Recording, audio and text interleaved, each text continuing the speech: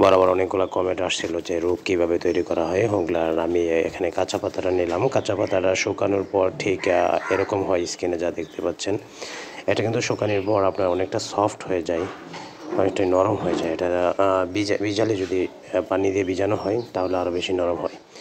তো মাঝখান থেকে 2 ভাগ করে নিচ্ছি, যেহেতু 2 পাকের দড়িটা আমি তৈরি করব।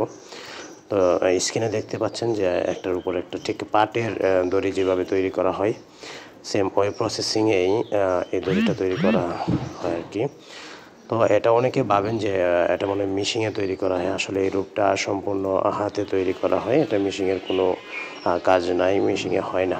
এই যে রূপটা আমি যেটা তৈরি করলাম সেটা দেখতেই পাচ্ছেন যে কতটুকু সুন্দর। এটা পাতা যেরকম হবে থিকনেস, ওই পাতা অনুযায়ী রূপের থিকনেসটাও ঠিক ওইরকমই হবে।